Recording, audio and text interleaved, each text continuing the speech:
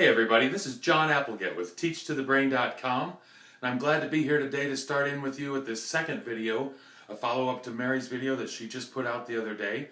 We're talking more about your amazing brain, wanting to give you a few facts that kind of get you started and get you introduced to what we call the brain responsive approach. Now obviously you come to see us in our trainings, you join our membership site, and a lot of this stuff goes into great detail and we'll get real specific with strategies and information. For right now though, we're just trying to give you a scratch of the surface and just kind of give you an introduction. Mary talked the other day just a little bit about some of the strategies we use to try to help create a brain responsive milieu or environment for teaching and learning, and she taught you about deficit remediation, which is our big sort of enemy that we're battling against.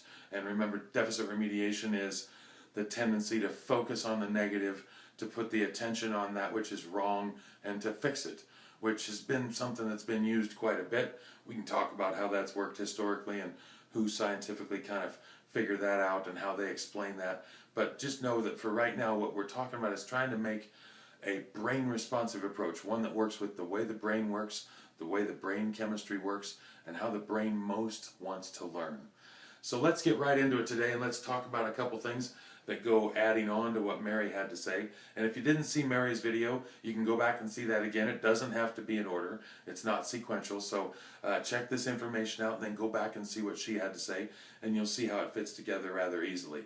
Again, we're talking about your amazing brain, and the lesson today is that the brain basically has two main functions. And here we say the purpose of your amazing brain is number one, to survive, and number two, to thrive. Now, what exactly does that mean, okay? How do we go about surviving and how do we go about thriving? And we'll get to that in just a second. But one of the first things that occurs is our consciousness, our stream of reality as it's coming at us in our waking hours, is a constant integration of three main faculties of the mind, okay? And the first one is emotion. We are constantly having an emotional response to what's going on. Our brain has an emotional response to what we hear, what we think about, what we see, what we feel. And so emotions are constantly having an input based on the fact that our brain experiences emotion and immediately starts a chemical response to that. One, to either prepare us for something we need to be prepared for, or perhaps if it's a very positive emotion, it's simply one of the feel-good emotions that helps us continue on the path of something that's going right for us. Now, the second capacity we have in our mind, cognition. What are we thinking about? What is our processing mind doing with information that it's taking in?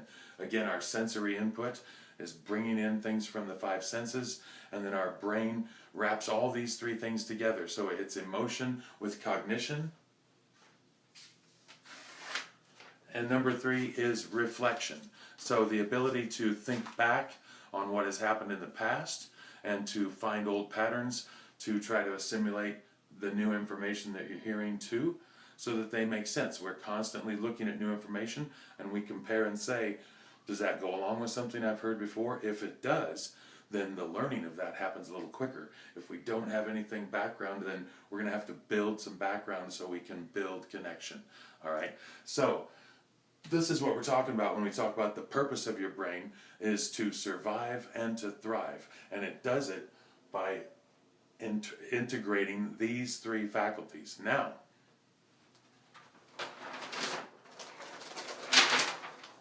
when we move a little more specifically now into how we go about this survival part and to talk about sort of how the brain prioritizes those two purposes that the mind has. There are 7 primary needs that your brain has to go along with its primary function, which is to survive. When we talk about the brain having a secondary function to thrive, we have to look at the fact that that doesn't really happen if the primary function of surviving is challenged in any way. So the 7 primary needs of the brain are basically the 7 primary needs of life itself. Human life, mammal life, almost any life on Earth, basically, when you break it down, has these 7 needs. So if we were in a classroom right now, it would take you about 2 minutes to come up with all these. So we're going to do this one rather quickly as well. We need air to breathe. That's relatively obvious.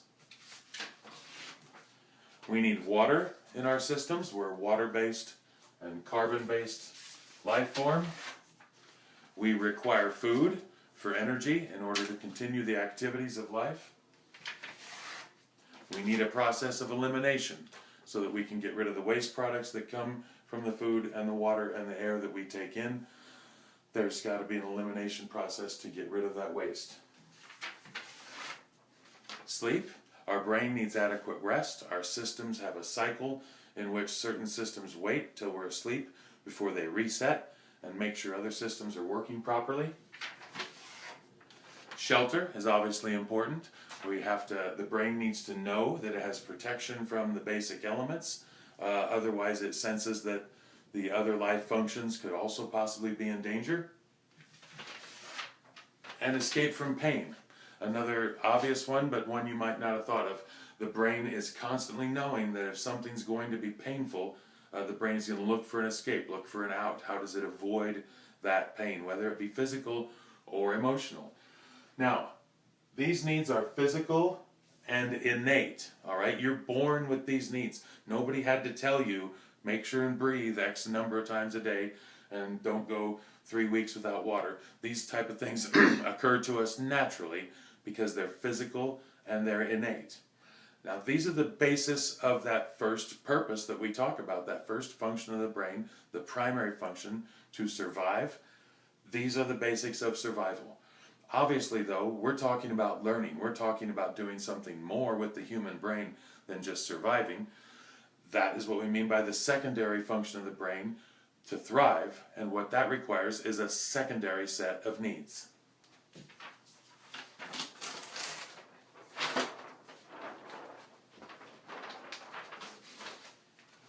So we have 8 secondary needs. Now, understand, the secondary needs are psychological and they're learned, which essentially also makes them cultural.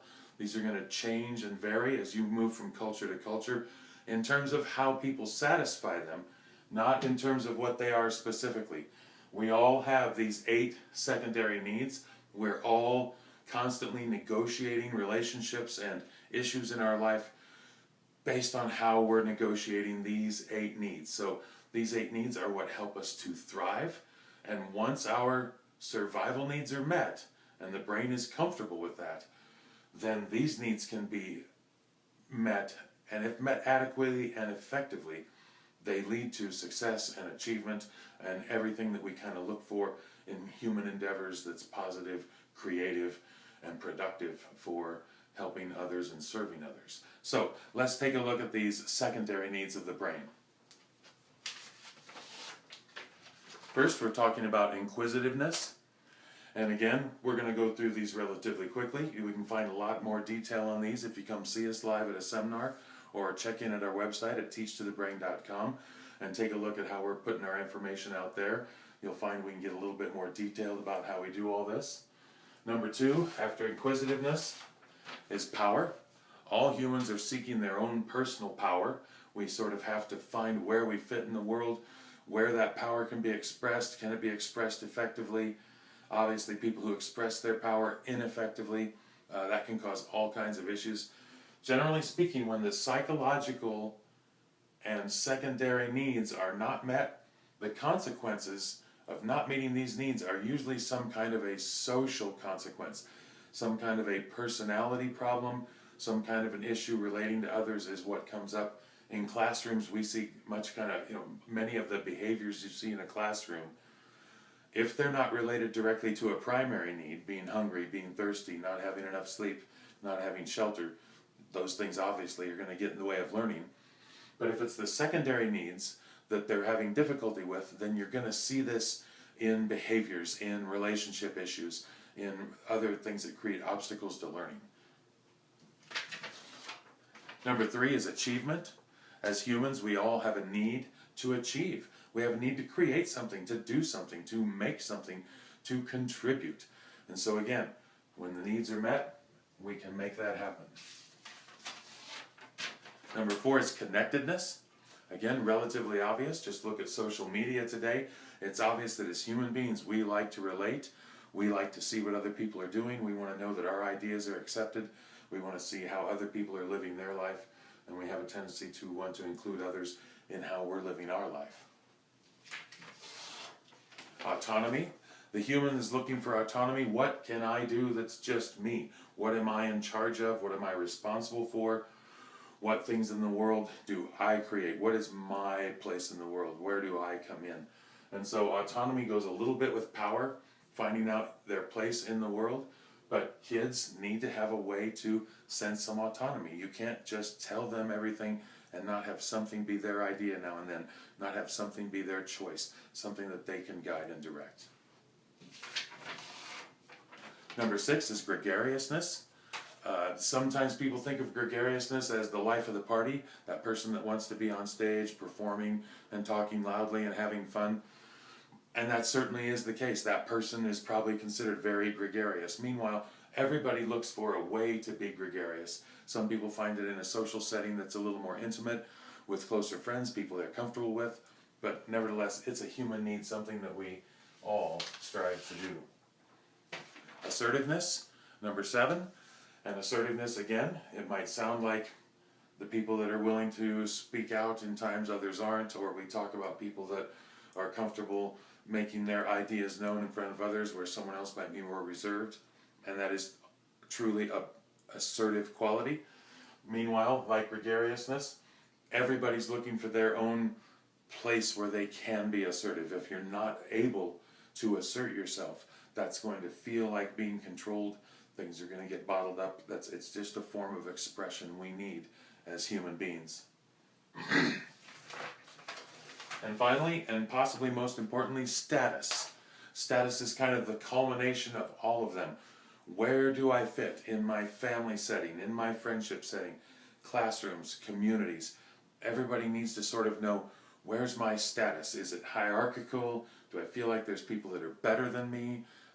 Or is my status simply something I gain from personal introspection and the knowledge that I've done the right thing? So those are the 8 secondary needs. They go along with that secondary purpose of the brain, which is to thrive. And obviously that's what we're trying to do in a learning environment, is assist the learner in thriving, in moving forward with their knowledge, moving forward with their skills, so that they might find their own place in the world and see exactly how they can be a true doer and dreamer, taking action that serves us all and contributes to the well-being of the human race. All right, so that's basically it for our second video. Keep an eye out for more videos coming. Make sure to check in at teachtothebrain.com. You can become a member of our membership program. You can come see us live in a seminar, and basically you can get yourself started on the brain responsive approach. And always remember to teach to the brain, and the heart will follow. Thank you.